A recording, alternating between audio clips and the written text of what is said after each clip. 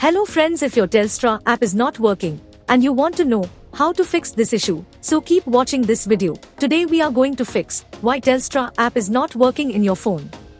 So let's get started. There may be several reasons behind this issue. Today, we are going to provide you all solution for iPhone users.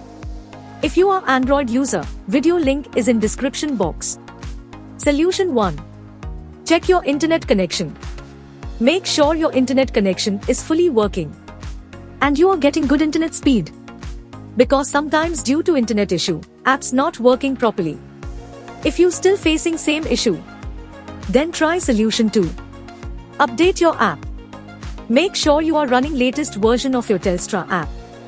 Open up App Store on your device and then tap on this search icon in the bottom right corner. Then search for the app.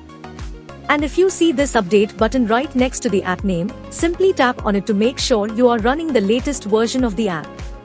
If you still facing same issue, then try solution 3. Then you need to clear app cache. For this, go to your device settings and then scroll down to find General and tap on it. Then tap on iPhone storage. From here, search for the app and then tap on it. Once you are on this screen, you need to tap on Offload app. Tap again to confirm. It'll take a bit for processing, and then a reinstall button will show up. Simply tap on it to reinstall the app. This should fix the issue. If you still facing same issue, then try solution 4. Now you need to completely reinstall the app. Follow the on-screen instructions to navigate all the way to the app page.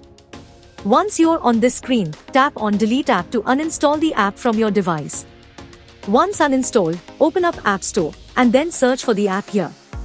And then click on this Get button to install it back on your device. If you still facing same issue, then try solution 5.